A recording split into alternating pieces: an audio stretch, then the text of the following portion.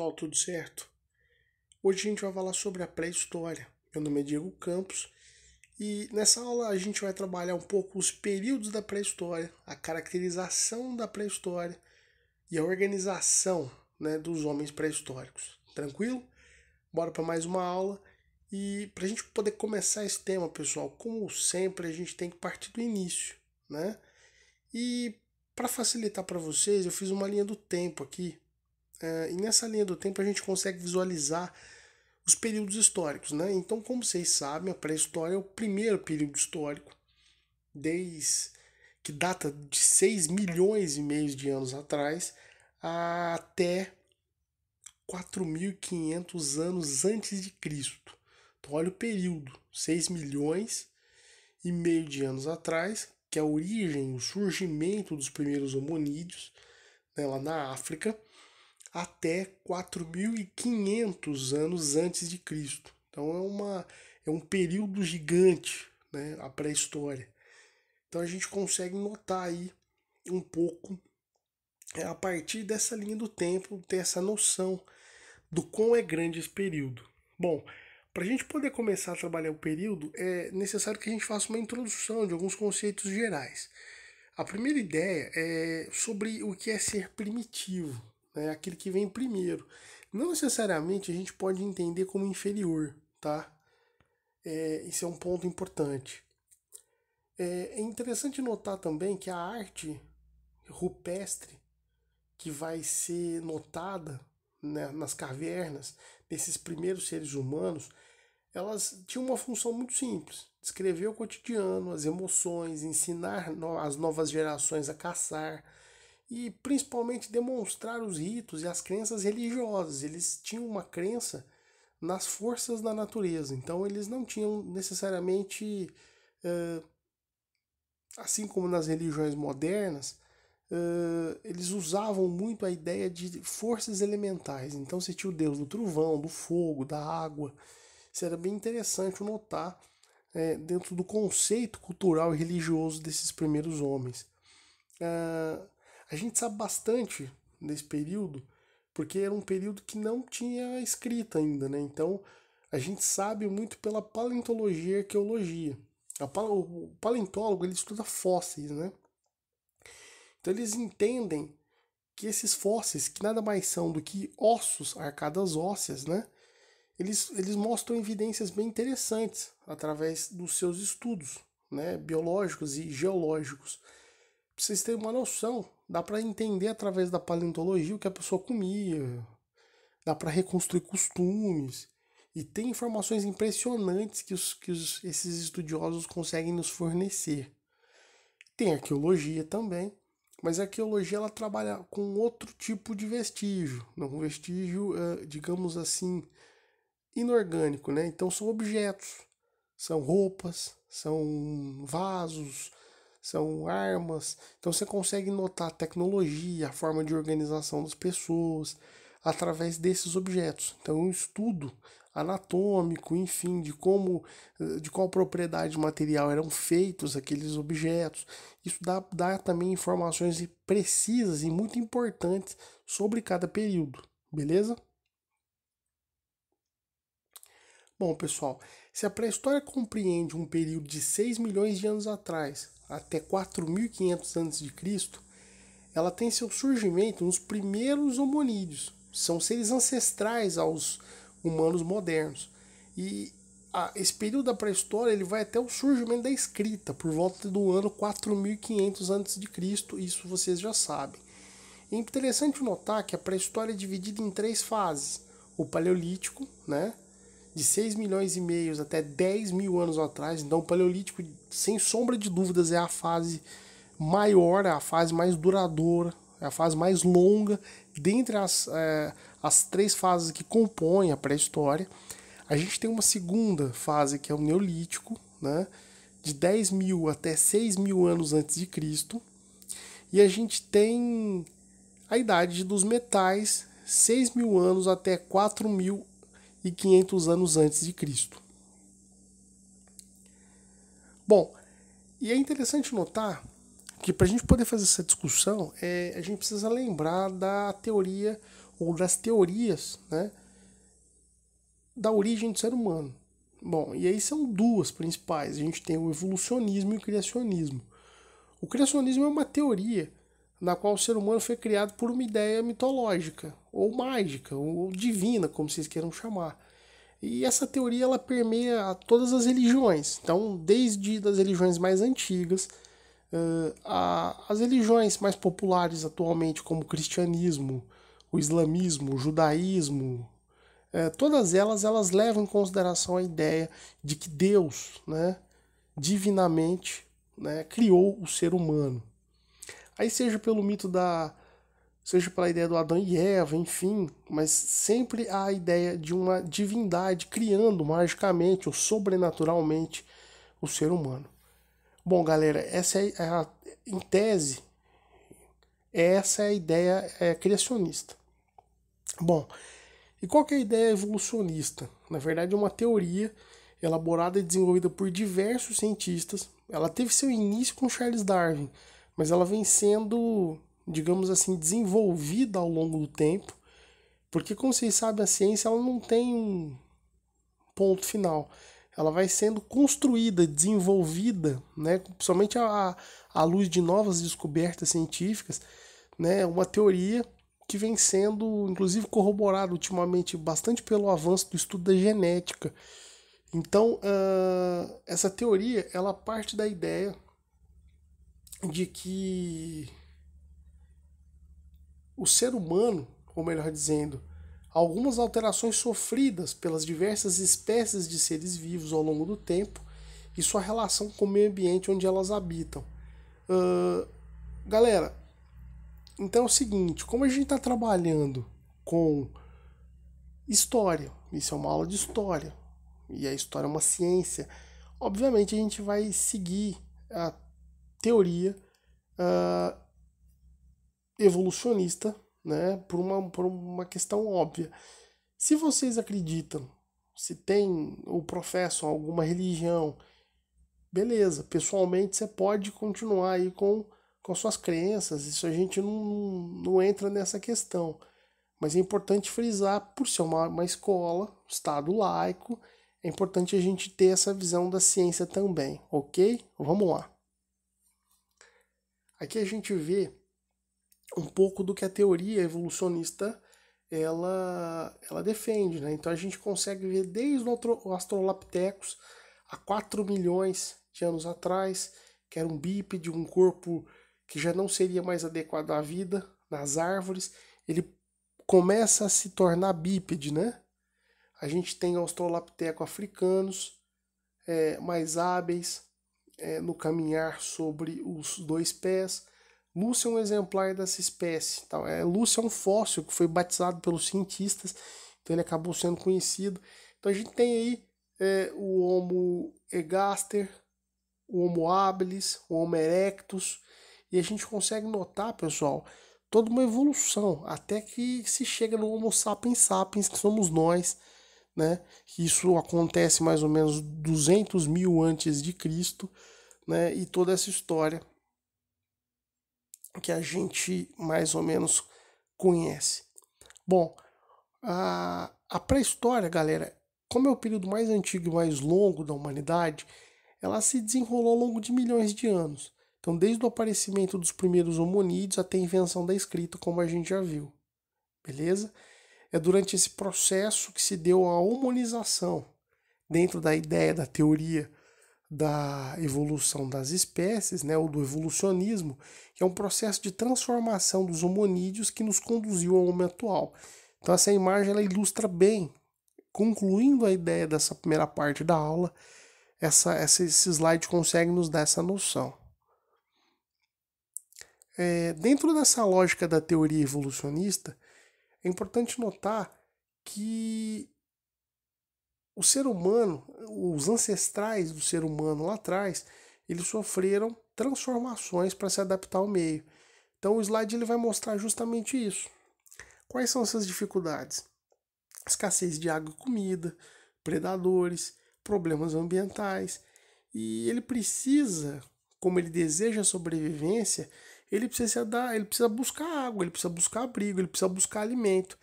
E aqueles que sobrevivem são justamente aqueles que se adaptam ao meio. Eles criam novas tecnologias, eles criam ferramentas e eles conseguem transformar a natureza.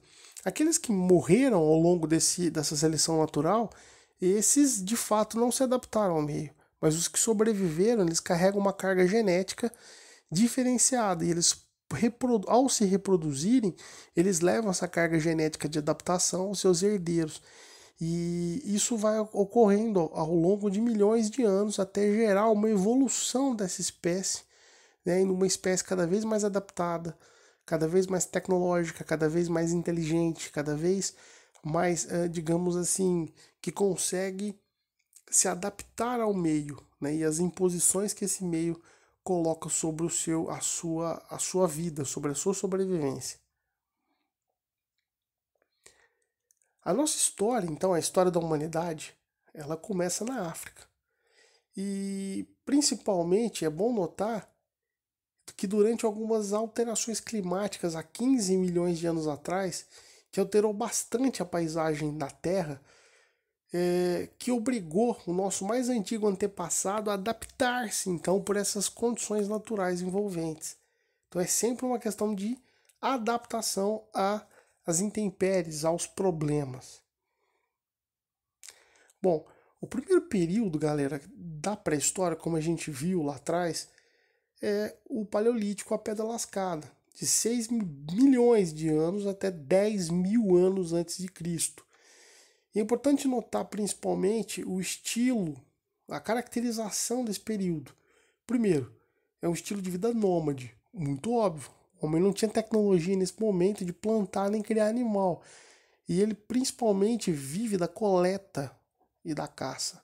Então ele coleta fruta, ele coleta raiz, ele pesca, ele caça animais, ou melhor, ele come os despojos dos felinos e dos predadores, né, como o tigre, porque ele não tem condição ainda de caçar propriamente nesse primeiro momento.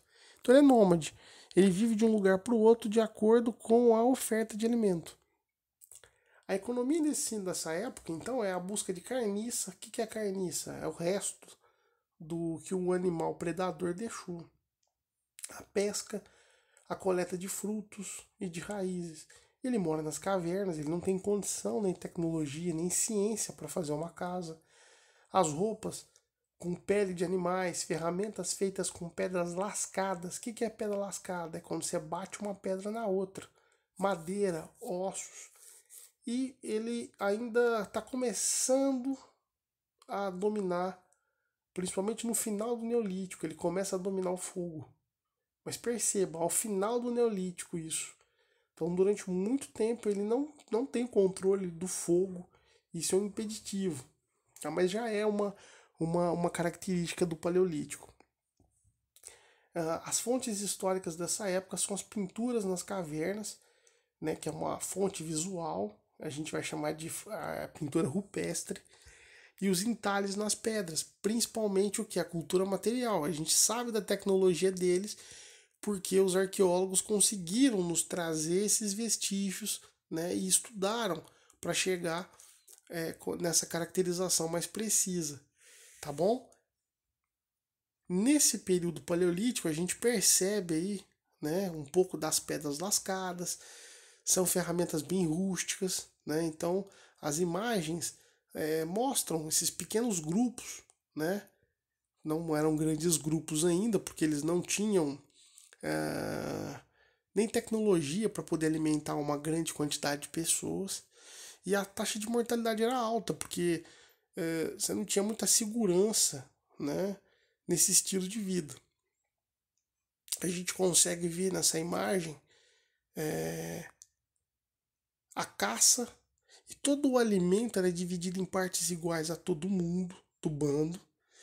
E a gente consegue perceber o que? Os carniceiros e instrumentos rústicos. Você trabalhava bastante com a ideia de comer a carcaça do animal, né, que tinha sido abatido por um predador. E bandos sem divisão social. Você não tinha uma organização social muito bem definida. Era uma organização muito mais ligada à família, a pequenos grupos de pessoas. As cavernas, a gente vê a ilustração, e ainda nesse primeiro momento você dependia da natureza para conseguir fogo. Ou seja, um raio que caísse, por exemplo, numa região seca. Então, assim, somente no final do Paleolítico é que esse controle sobre o fogo ocorre. E quando ele ocorre de fato, ele vai alterar bastante a vida desses homens. Ele vai criar luz, ele vai criar calor, ele vai esquentar os alimentos, né? A ideia de cozer os alimentos, de cozinhar os alimentos.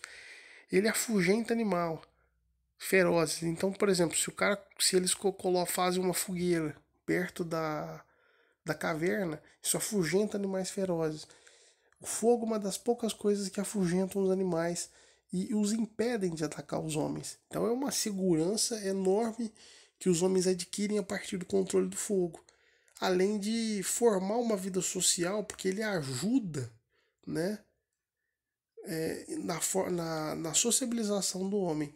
Obviamente, dessa forma, ele vai ter mais chance de sobrevivência, sua expectativa de vida aumenta.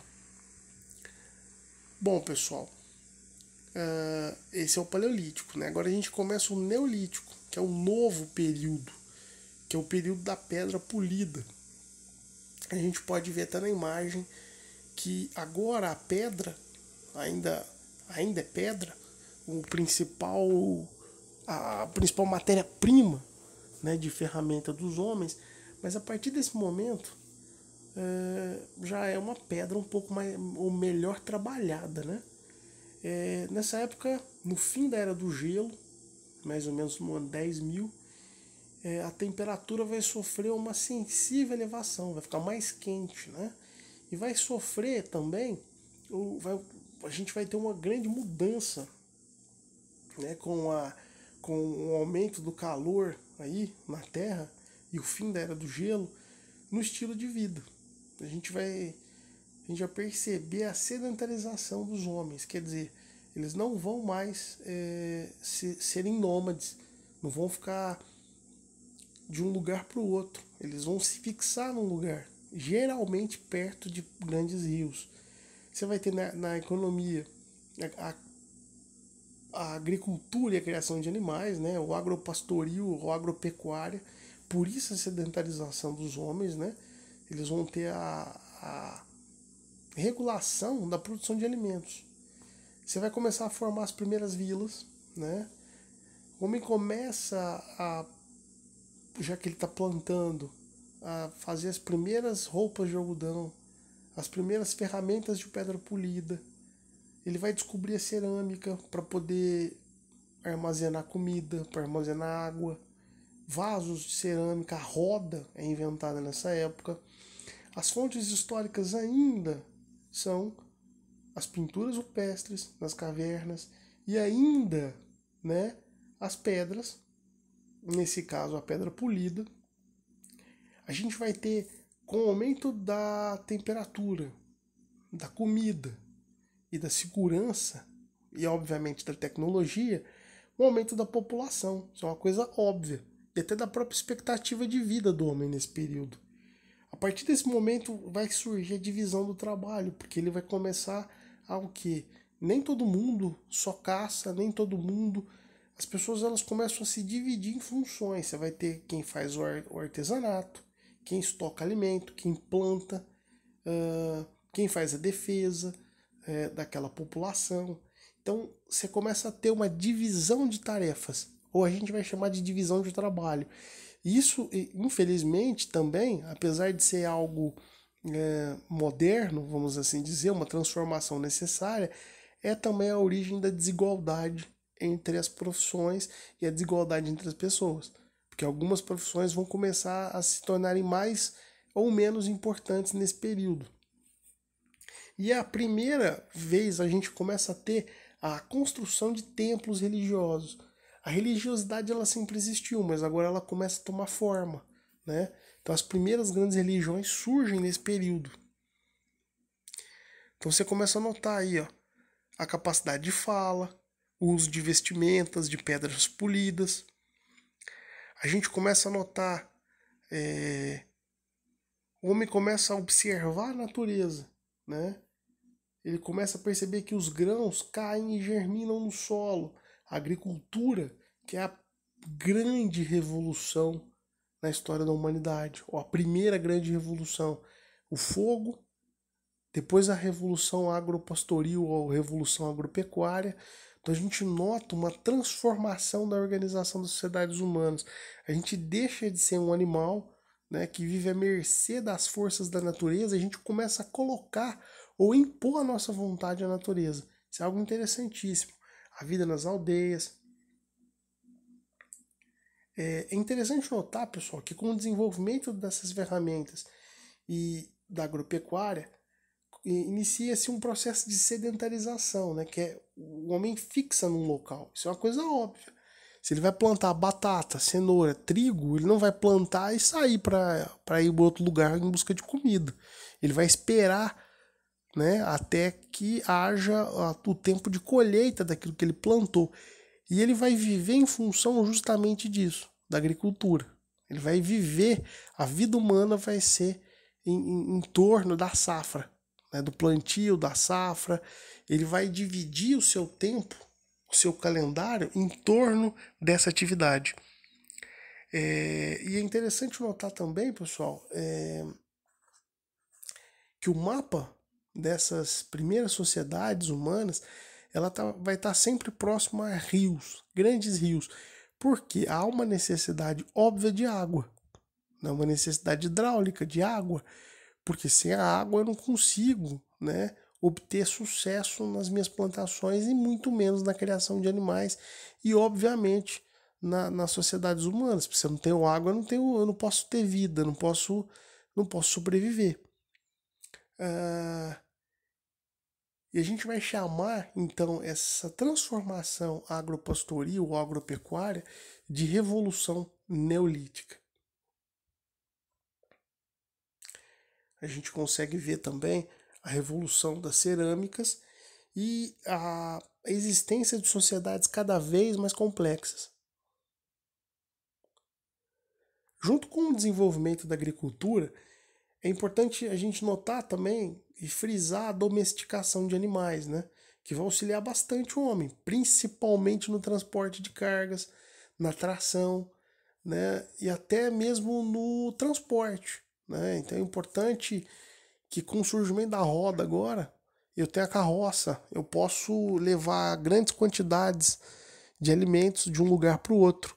Isso vai facilitar as trocas comerciais. O comércio é uma atividade que vai desempenhar um papel importante nesse desenvolvimento, na troca de informações, na troca de produtos, na circulação de pessoas e, obviamente, no desenvolvimento desse espírito humano que vai se tornando cada vez mais curioso, que vai desenvolvendo ideias, que vai desenvolvendo novos saberes e vai compartilhando isso, né? E o comércio serve como um vetor dessa transformação.